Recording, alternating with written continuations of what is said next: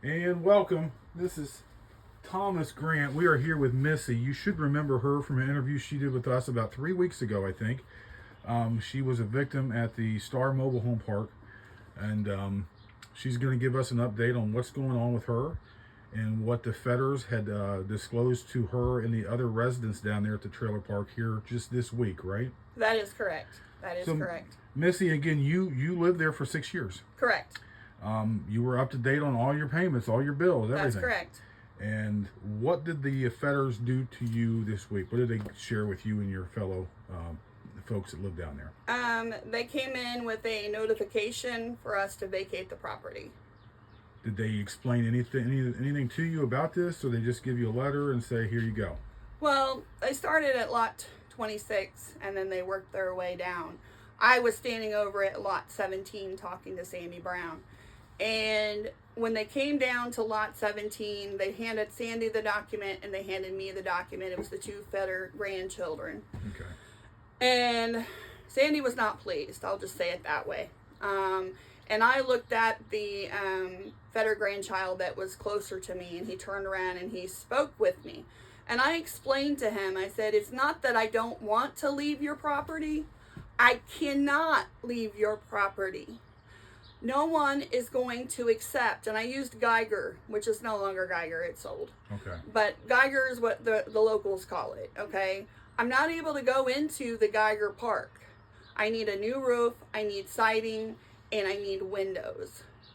And everybody says, well, what about the insurance? Well, in case y'all don't know, because where my home was located, my insurance was dropped years ago by the insurance company, uninsurable because of its location. So you used to have insurance. Yes, I did. And then your insurance on their own said we can no longer insure your property. That's correct. And that was probably the case with anyone down there. That is correct. So because of where it was at, Location.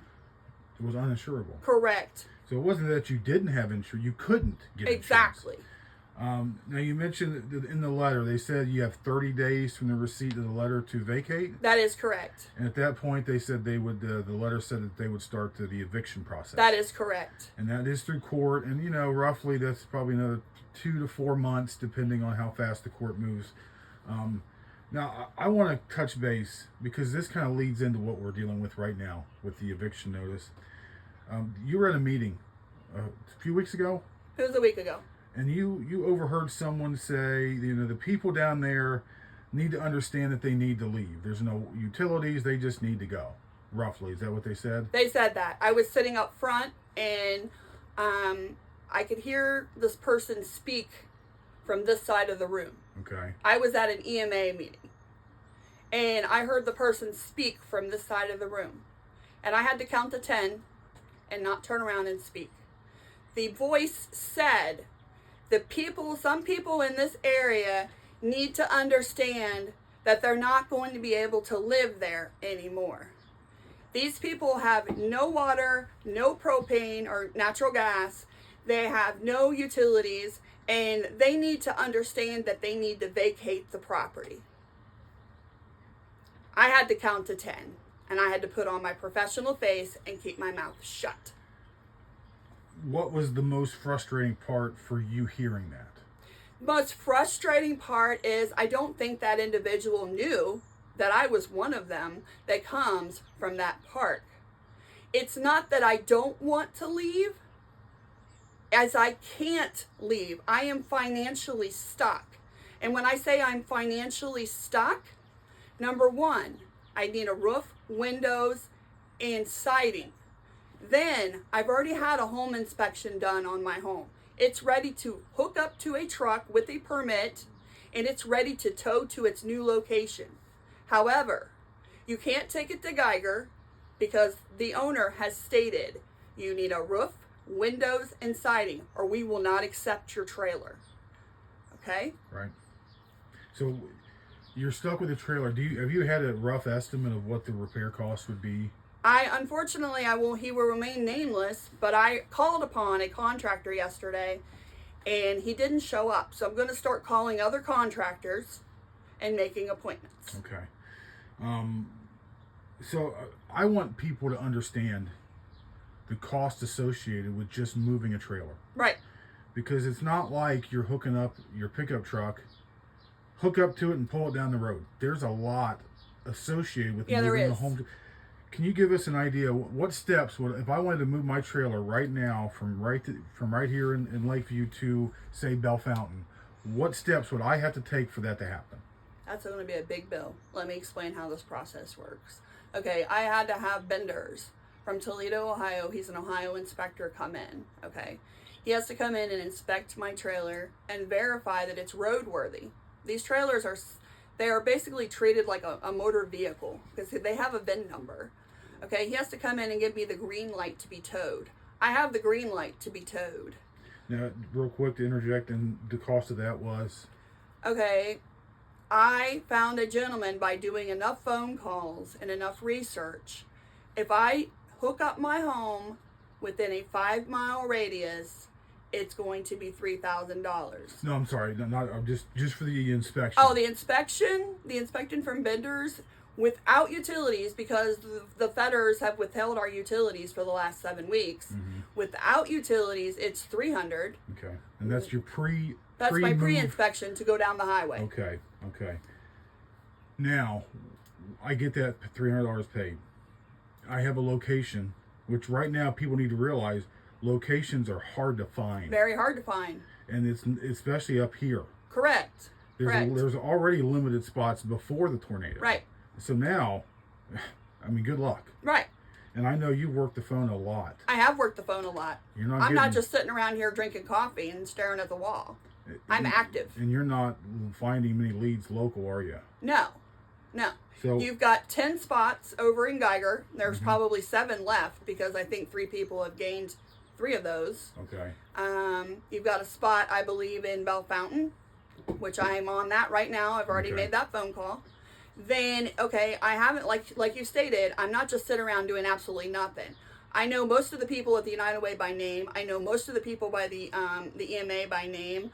I've got a group chat of the Star Mobile Home people, and I've been keeping up with everybody and keeping them in the loop. I'm basically part of the community right now, trying to assist. And you've been to every meeting you can go to. Yes, I have. So you're staying on top of the game. I am. I'm being proactive. Pre-trip inspection. Let's pretend I have a spot. $300 out the door for the pre-trip. Right. How much is it going to cost me to have a guy hook up my trailer and haul it 15 miles to Bell Fountain, roughly? I can't give you the 15-mile quote. However, I did do enough digging. I found a gentleman that is willing to tow within a 5-mile radius for $3,000. Okay.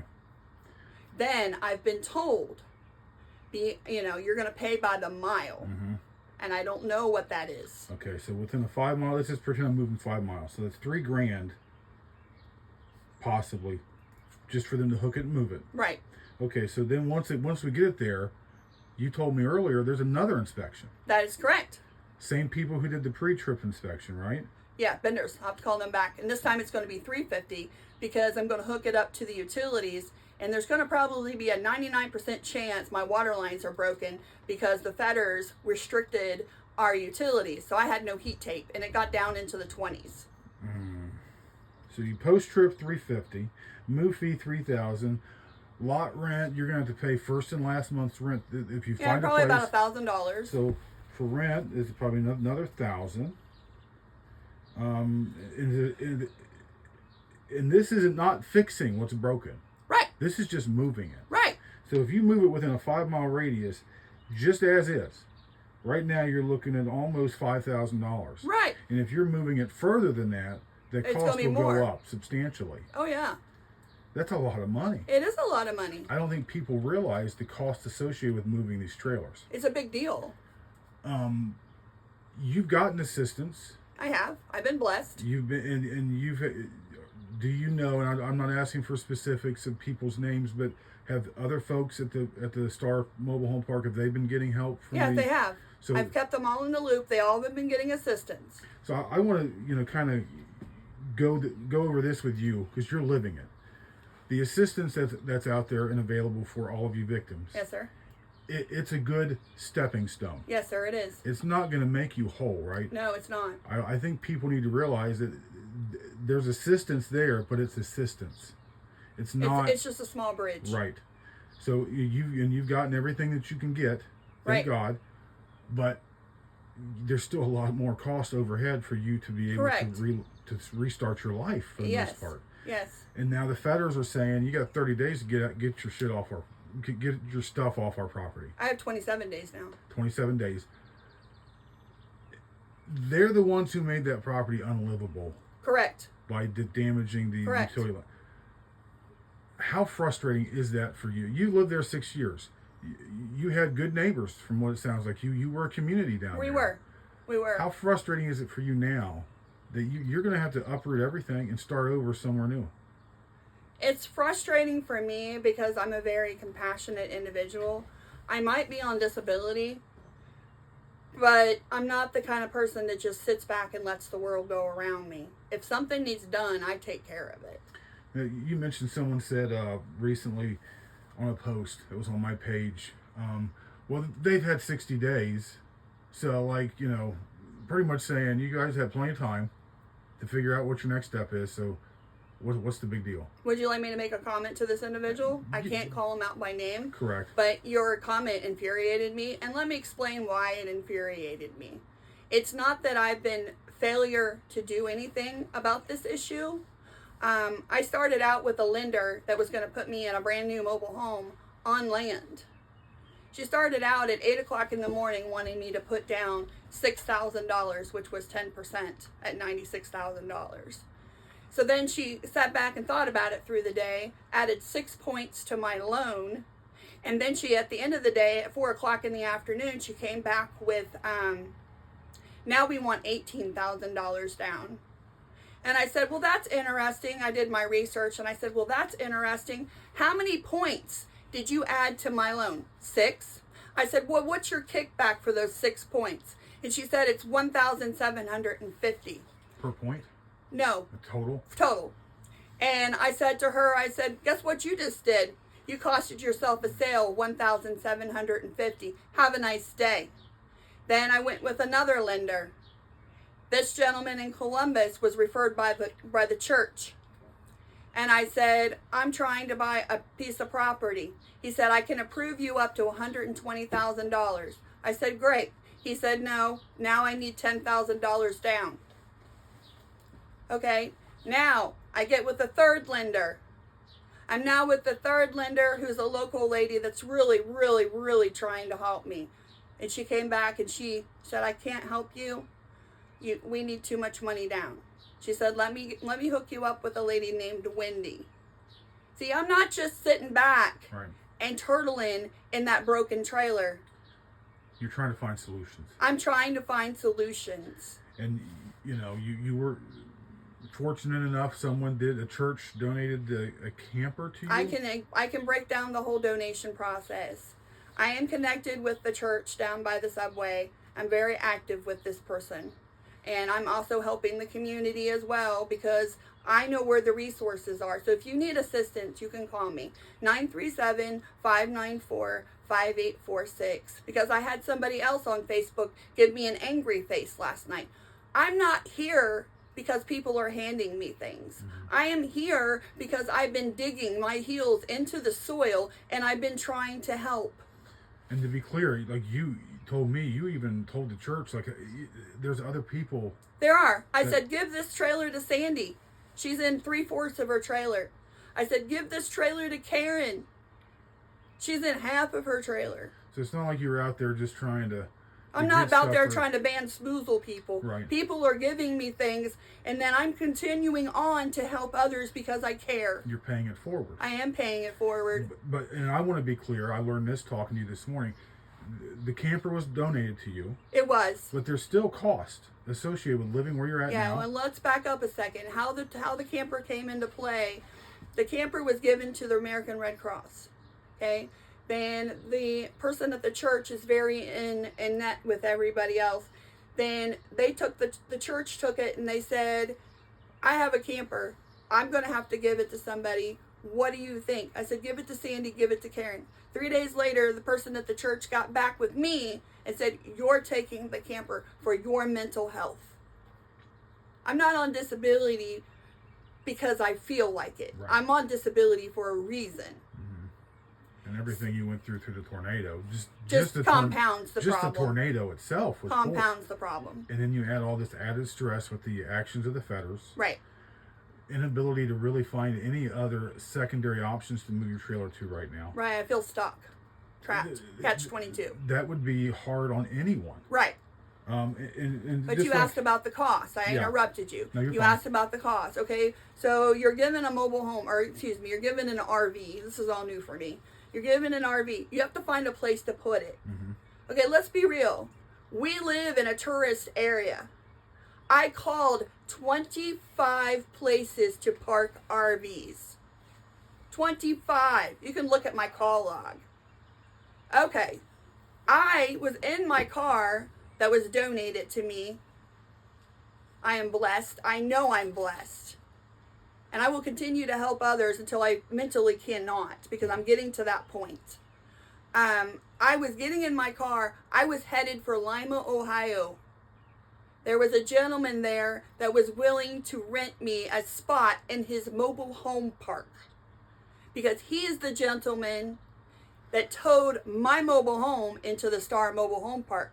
So when I called him, he said, "Do you have a 1985 Victorian Modern?" And I'm like, and how does this guy know me? "How do you know me?" Right. He said, "Because I'm the one," go back to your electrical box, "I'm the one that towed it into the park." He said, "Yeah, I'll rent you a spot." I said, "Okay, I'll be down to your park in about a couple hours." Okay, I had stopped to look at another spot behind Cebu's Camping to find out that it was a misunderstanding. There was already a camper sitting on that spot, and I didn't want it. And I need a place to put a camper. I'm about to put the car in reverse. Now, keep in mind, I had just made a video. Mm-hmm. I made a video. It's public under Missy Johnson on Facebook. All my stuff is public. I'm transparent. I was about to put my car in reverse, and somebody pinged me on Messenger and said, "I have a spot. Go look at the address." I get in my car and I drive on over here. I looked at it and I said, "How do I pay? How much?" You know, I cleared with him that I'm allowed to have my fence. I cleared with him that I have 2 Labrador retrievers. One is a service animal. I cleared with him that there'll be 2 other adults in here. Wonderful man to work with. I had to put down the money to hold the spot. Mm-hmm. Well, let's go back to the RV. Then you got to put insurance on the RV. Then you got to put insurance on the car. Right. I mean, these are startup costs. Yeah. There's a lot of cost that people really don't think about when it comes to you guys having to rebuild your lives after being displaced from a tornado. That's correct. So, I mean, you we're in the thousands of dollars. Right.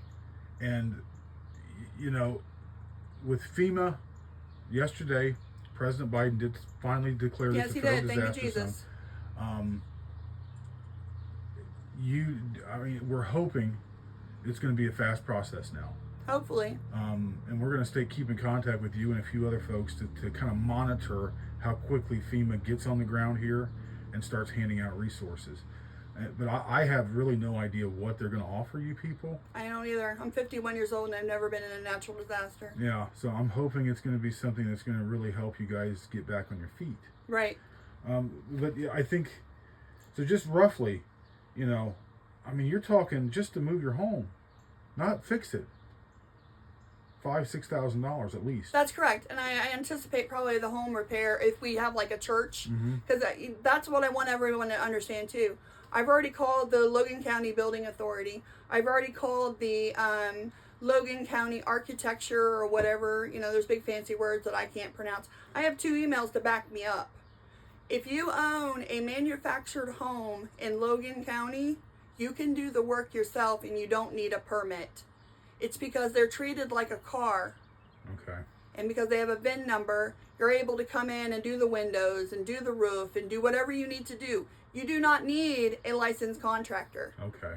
So I'm anticipating $5,000-ish to move her.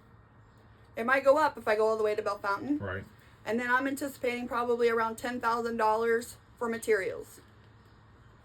So you're looking at anywhere from $15,000 to $20,000. Right. That, I mean, I don't care who you are, who has that setting under their mattress? Nobody. I don't. Yeah, I don't either. Like, that's a lot of money. I mean, you go to the grocery store, it'll run you $180, and that's just the groceries for 10 days. Right.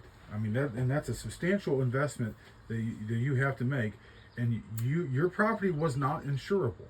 No. I want people to really hammer that home, because I hear that a lot from people. Well, if these people would have had insurance, it wouldn't be an issue. Stop with that. If you're saying that, you don't understand the circumstances down here. Not only the mobile homes, but a lot of the other homes were not insurable because of the age of the home and the condition of the home. I know a lady who was in the process of fixing up her home to have it insurable when the tornado hit. So a lot of you people did not have the option to have insurance. I don't like it when people try to blame you guys for the situation you're in. I mean, I'm considering leaving disability and going back to work. But then if I do that, then that's going to mess up the ability to get a loan, because then you're going to look at my last prior work history. Right. Yeah, I mean, I'm a catch-22. Right. And I would like to touch base on, I'm very active on Facebook, and I'm not active in a negative way. I'm trying to help others. I really do care. I've heard people say, well, I had insurance, but the insurance company underestimated me. There's that side of the coin, too. There's people out there that had insurance, paid their $1,000 or $2,000 deductible, and then they're still left holding the bag that they're $15,000 short to repair their home. Because they were underinsured. Because they were underinsured. And then I'd like to touch base on something that I read last night. There's a lady out here in the community, and I would like her to reach out to me. I would like to try to help you. She's living in her car. This is unacceptable, people. Yeah. You shouldn't have to be living in your car because your house was taken away by a natural disaster. Right. I did see that floating around on Facebook last night, too. It's unacceptable. Yeah, and there's no reason. If that lady or someone who knows that lady hears this video, I want to help her. Have her reach out to Missy. Have her contact the Red Cross, or not the Red Cross, the United Way immediately. Please.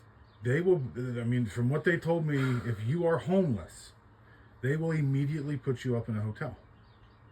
This lady does not need to be living in her car. That's unacceptable. And I personally believe, and I'm not bashing anyone, I'm not bashing United Way or the Red Cross or any of those organizations. I know they do good work, but I think they need to have more boots on the ground going around to these affected areas, and helping these people make that step. Some people don't know. And that point that you made is a very valid point. It's not even so much having their boots on the ground. The disaster hotline number, I don't know if y'all have seen the sign. They're white and they have red lettering. I have posted it on my GoFundMe, which, by the way, is at $400, and I thank everyone. But I posted it on that. That number is no longer valid. What happens when you call it? Nothing? It goes up to the municipal building in Russell's Point. The extension 108 is no longer valid. I need someone, now that we've got my brain out of tornado land, where do you call for assistance? Right. Maybe that's the breakdown. Yeah. I do think there needs to be a central location for people to call. Right. And they can get guided wherever they need to go. And their hands need to be held. And I don't mean that in a bad way. You guys are going through a lot. It's a lot of trauma. People need to be there to help walk you through and get you guys all the resources you deserve. Right. And it's a lot of trauma. Right. And a lot of people don't know what is available to them. A lot of people don't realize that some of these people have ridden out an F3 tornado in their house. Some people were in their bathtubs and the whole roof was ripped off. Some people came up to the block building that I am fortunate. I was in the block building. I barely made it. I was in the block building at the front of the trailer park when it came through, and time stopped. I think it was shock or whatever. And at the end, it was 3.5 hours later, someone came up and said, "You guys can come out now. The electricity is dead. It's safe to come out." I just crawled out of the side of my trailer and I think my ribs are broken.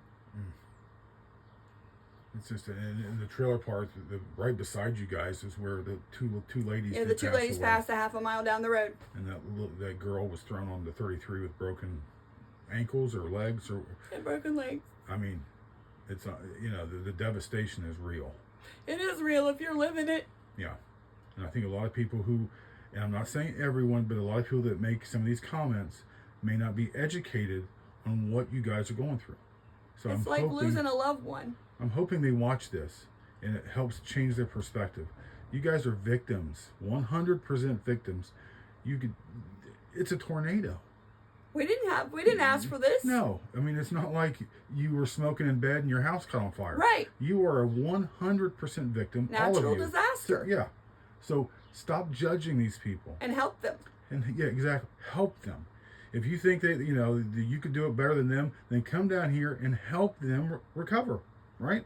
Right. If you think you have the answers, and I don't mean that in a negative way, if you think you know what you can do to help these people, don't sit behind a keyboard. And yeah, get your feet out here and talk to these people. Get and your see boots if you on the can, ground. yeah, help them out yourself. Right. But hateful comments, Are negative not necessary. These people have been through enough. They don't need more negativity. We don't need the drama. It's not worth it. Goodbye, Felicia. Yeah, it's just ridiculous. If you have nothing nice to say, what Keep your mouth shut. Yeah, that's what our parents told us when we were kids. And I think some people need to relearn that lesson today. Because if you're not going to help these people move forward, then shut the hell up. Amen.